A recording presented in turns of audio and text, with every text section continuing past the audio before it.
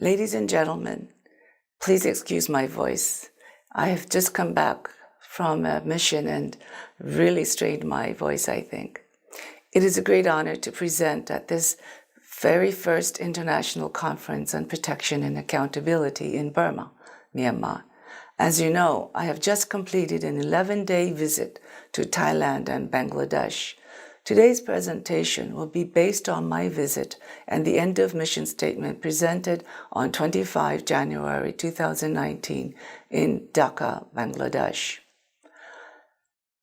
It is quite unfortunate that the human rights situation in Myanmar continues to deteriorate and how many parts of the repressive architecture that existed under successive military governments remain. Instead of bringing about the democratic reforms that were promised, the civilian government is consolidating what military governments worked towards for many years. Today, I will address the overall situation relating to democratic space, human rights and violations in the ethnic states, and the situation of Rakhine. Democratic space, including the freedoms of speech and association, is ever fragile in Myanmar. Communities across the country remain divided along religious and ethnic lines, and members of ethnic minorities face marginalization and discrimination. Ethnic nationalities around the country continue to be subject to domination by the central government and the military, despite the official stance that they are working towards peace. It is evident that under the 2008 Constitution, Myanmar cannot be called a democracy, and until the Constitution is reformed, the transition to democracy will not be achieved. I'm greatly concerned that the enduring repressive environment is discouraging people from speaking out freely about human rights violations and injustices. Journalists and human rights defenders continue to be targeted for exercising their right to freedom of expression. Zojat, Nangpyu, and Lumjong, the Kachin peace activists, and Wallon and Choseu, the two Reuters journalists, languish in jail for their work. Journalist Sui Win has been subjected to judicial harassment for his criticism of the Buddhist extremist group Mabatao. During 2018, there was a recurrence of fighting in Cayenne State, despite the Karen National Liberation Army being a signatory to the nationwide ceasefire agreement. This trend has continued into this year, with several clashes already taking place in Mutro district in close proximity to civilians who see troops moving through their villages and forests and hear gunfire nearby. I have been told that the military is constructing new bases in Kaya State, and I'm concerned that fighting may soon break out there too. There are around 162,000 IDPs in Southeast states and regions, living in camps or scattered throughout the rural communities. A unilateral ceasefire of 4 months in Kachin and Shan was announced by the Tatmadaw in December. However, fighting between ethnic armed organizations in Shan have occurred since this announcement. The government plans to close IDP camps in Kachin, Shan, and Rakhine states, with the possibility of relocating people to remote areas, far from their places of origin and removed from economic opportunities and humanitarian support. The government has failed to consult the IDPs and national and international organizations who are working with the displaced populations.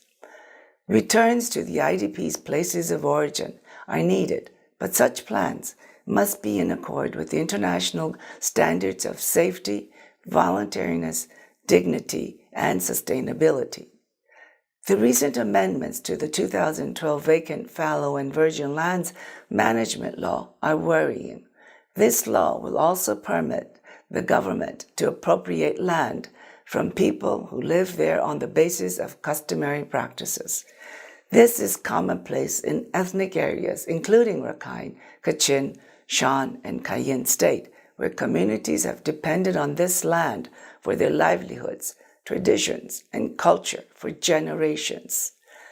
Vast areas of land have already been seized from people to make way for hydropower dams, and I've spoken with many who fear losing their lands and livelihoods should planned dams such as Mitzon, Upper Cantong, Upper Yawa, and Haji go ahead. There is no transparency surrounding these plans, and the government has failed to consult those affected, causing further concern and uncertainty for millions. In Rakhine State, recent clashes between the Tatmadaw and the Arakan army reportedly resulted in the deaths of members of security forces and civilians, and which has displaced some 6,000 civilians. The order by the state government to refuse access to humanitarian organizations, with the exception of ICRC and WFP, is entirely unacceptable and a violation of Myanmar's international humanitarian law obligation to allow humanitarian aid. Government rhetoric characterizing the Rakhine community as sympathizers, collaborators, and associates of the AA threatens only to increase tensions in the region and divisions between ethnic communities. Similarly, comments by the government linking AA with ARSA are deeply irresponsible and point to the disturbing prospect of further attacks on the Rohingya population that remain in Rakhine State. During my visit, I received videos of houses burning in Mongdo Township, the second such incident to occur in Mongdo in 2019 alone. According to information gathered by my team, the houses were burned by Myanmar security forces working in concert with extreme Rakhine extremists. The campaign of violence against the Rohingya continues, with the security forces slowly bleeding the remaining Rohingya population and continuing to force them to flee to Bangladesh. On Saturday, 26th of January, a military raided an entire village and looted gold, jewelry from the villagers of Tamila village in Ratidong Township in northern Rakhine State. Apparently, only 10 homes in the village were spared of bullets out of a total 84 homes. A 7-year-old child has been wounded by an artillery explosion near his home and has been transferred to Yangon for treatment.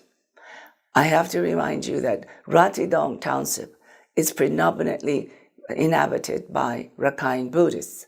So you can see that this new developments in the Rakhine region, especially in the northern Rakhine, is extremely worrisome.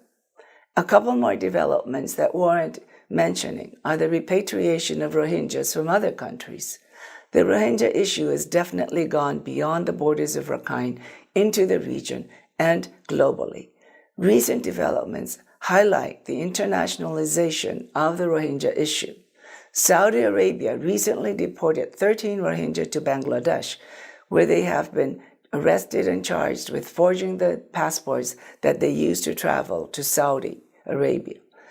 Bangladesh authorities must remember that this group also fled persecution in Myanmar. Another development is that Rohingya are now arriving in Bangladesh from India, following the deportation of 2 groups of Rohingya by the Indian authorities to Myanmar. 1,300 people are reported to have already arrived in Bangladesh from Myanmar, stating that they fled due to fears of refoulement and heightened anti-Rohingya rhetoric from the Indian authorities. The causes of the Rohingya situation lie in Myanmar, and it is Myanmar that needs to find the solution. Its campaign of violence against ethnic minorities, including the Rohingya, the Cayenne, the Kachin, and the Shan, must end. There must be accountability for the campaign of ethnic cleansing and possible genocide against the Rohingya, as well as the war crimes against humanity perpetrated against ethnic minorities around the country. These are the issues that have really been prominent in my report this today and in my findings during my 11-day visit to Thailand and Bangladesh, it is also evident that the Rohingyas cannot return to Rakhine in the near future. The situation, as we have seen the developments in Rakhine State, and as long as the existing architecture that drove them out of Rohingya, drove the Rohingya out of Rakhine remain, it is impossible for the Rohingya to return. Therefore, it is the responsibility of Myanmar to make the conditions conducive to the return of the Rohingyas. We've been talking so long about addressing the root causes. Well, I think we know what the root causes are. What drove Rohingyas out of Rakhine State? What were the reasons of driving these people out of the state? So let's not waste any more time. If the international community cannot, and once and for all, live up to the rhetoric and the campaign word, never again, I think this time the international community should really face up to its responsibility of not intervening in time enough for the people of Myanmar. The persecution of the Rohingya must stop now and for all. Thank you very much. I wish you a very fruitful 2-day conference.